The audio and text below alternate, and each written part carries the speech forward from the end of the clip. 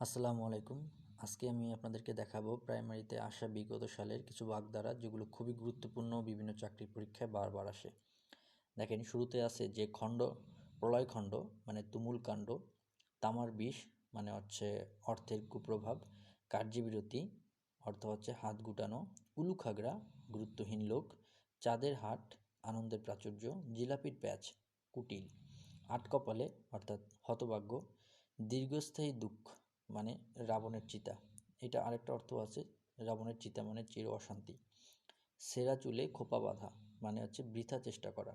মন না মতি মানে হচ্ছে অস্থির মানব মন। কচুবনে কালাচাঁদ অপদার্থ। কান পাতলা মানে হচ্ছে বিশ্বাসপ্রবণ। ঝাঁকের কই মানে হচ্ছে একই দলের লোক। গুড়ে বালি যার অর্থ হচ্ছে আশায় নৈরাশ্য। মুখ তোলা মানে হচ্ছে প্রসন্ন হওয়া। সাক্ষী গোপাল মানে হচ্ছে নিষ্ক্রিয় দর্শক। বড় পীড়িত বালির বাঁধ যার অর্থ হচ্ছে ভঙ্গুর। কূপমণ্ডূক যার অর্থ হচ্ছে সীমিত জ্ঞানের মানুষ। কাক নিদ্রা যার অর্থ হচ্ছে অগভীর সতর্ক নিদ্রা। পটল তোলা যার অর্থ হচ্ছে মারা যাওয়া।